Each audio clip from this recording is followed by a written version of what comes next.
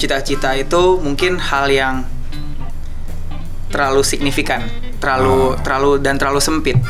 Kalau kita punya cita-citanya itu pada saat kecil, pada saat kita udah di level kecil tertentu. Kecil jadi apa tuh cita aku nggak kecil? pernah ada.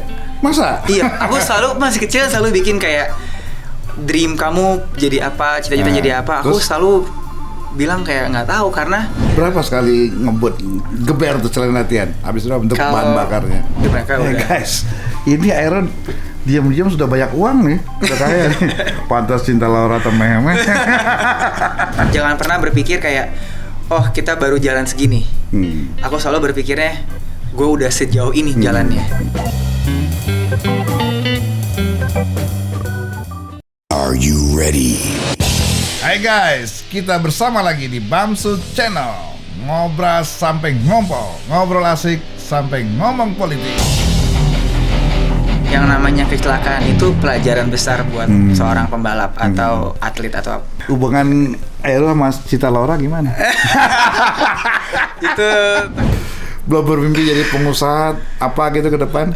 Babe bidang apa usahanya? Macam-macam dia macam-macam. Palu gada lah. Iya. Apa lu mau gada gitu? Bisa dibilang gitu. Soalnya aku juga, maksudnya aku kan ya kita punya teman, punya ini ya. Sama Livino nih.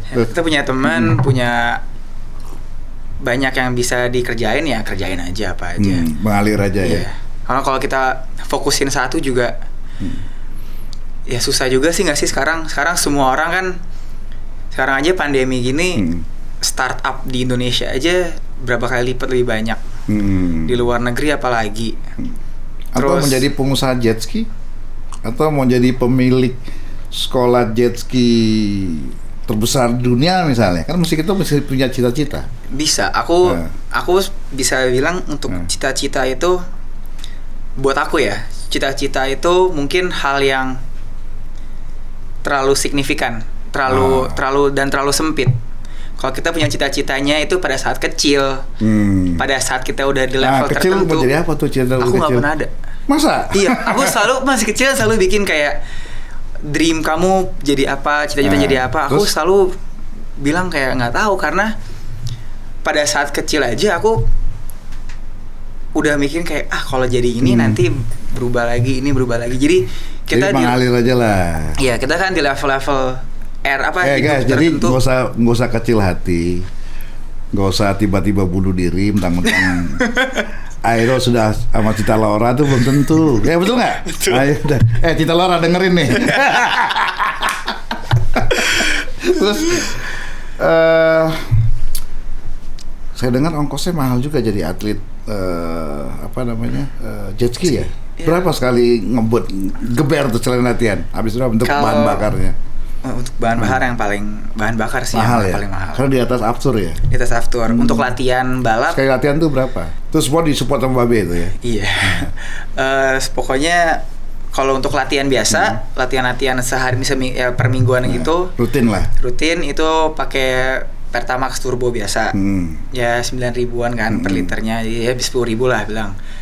Sekali latihan berapa liter? Sekali latihan, satu tangki jet ski itu bisa 60-70 liter. Habis? Itu habis kita per minggu bisa ngabisin sekitar 1.000 hampir 2.000 tergantung kondisi latihannya. Kalau udah mulai mendekati balap itu kita pakai bensin VP. Itu yang mahal banget. Itu yang 1 liter bisa. Belum ada sponsor. Kalau untuk bensin sih enggak, maksudnya dari sebagai atlet juara dunia belum kalau ada. Di sini kita sponsor sebagai maskot produk apa gitu. Pakai wetsuit. Pakai wetsuit, aku wetsuit sponsor, helm disponsorin. Dulu sempat ada bank dari bank BUMN sponsorin. Jadi maskotnya. Pokoknya sponsorin tim dan tim kamu apa namanya? Kita sekarang Jet Ski Indonesia Racing Team. Boleh nggak sih ngomongin sponsor di sini? Boleh, nggak apa-apa. Merek-merek gitu? Nggak apa-apa. Oke, kalau sekarang kita sensor aja. Oke, tadi bingung makanya Bank BUMN ngomongnya. Nggak apa-apa, Mandiri. Dulu BNI. Oke. Dulu masih ada Om Gatot. Oh iya. Jadi teman papa. Iya. Disponsorin.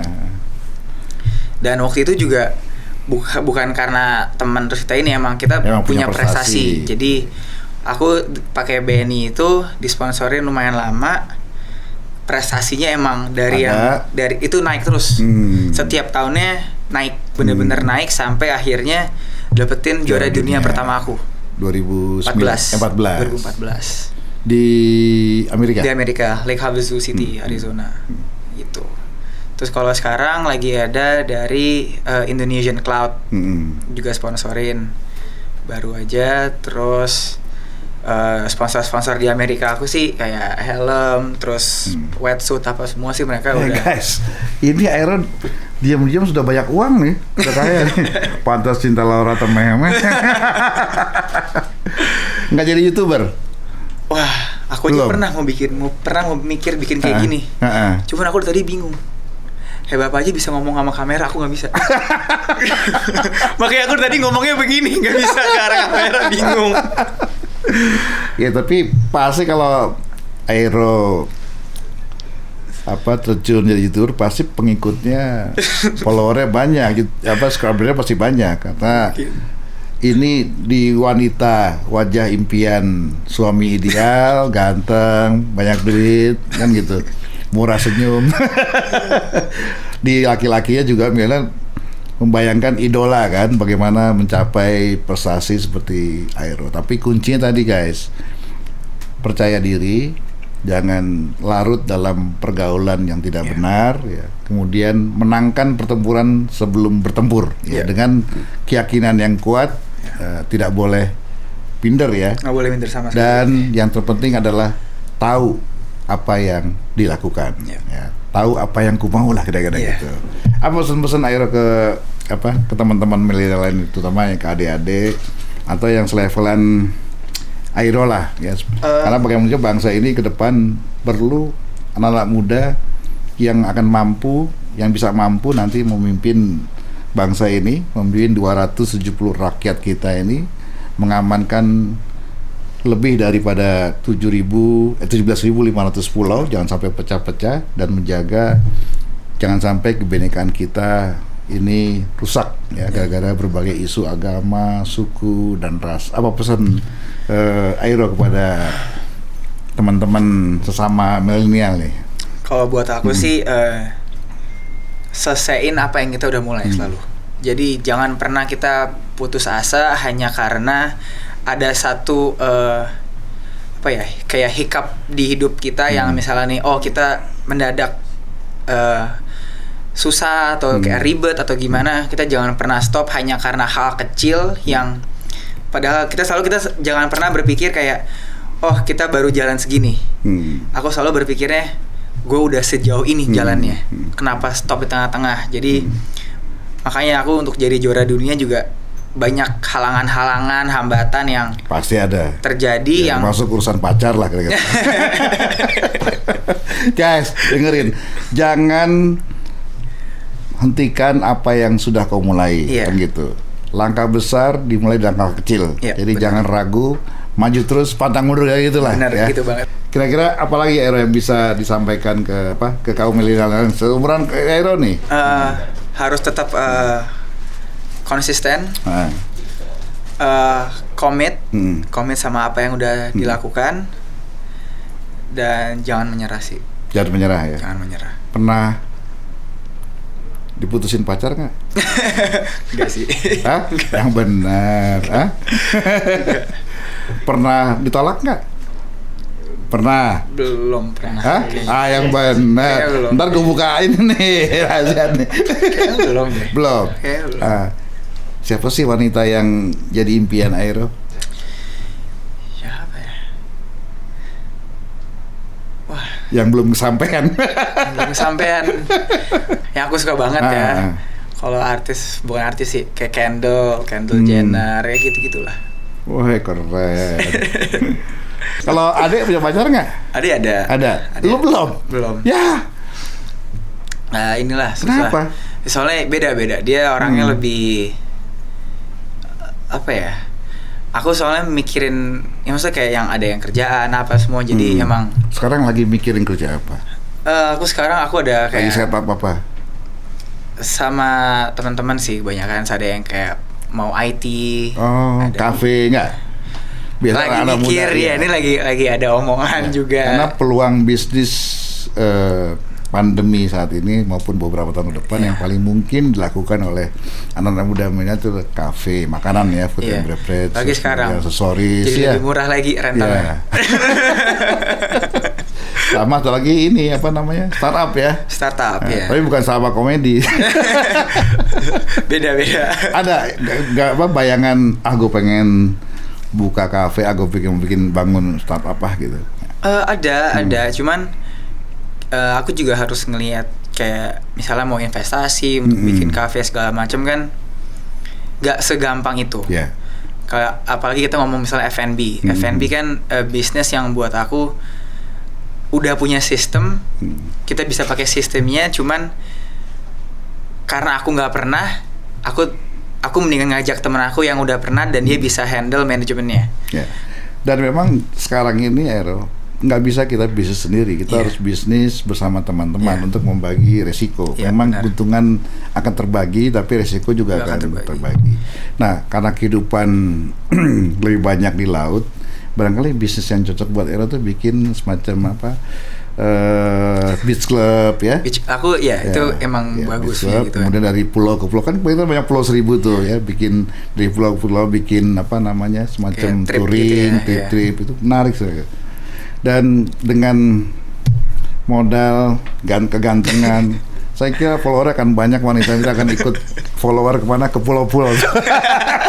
Oke guys, habis ya.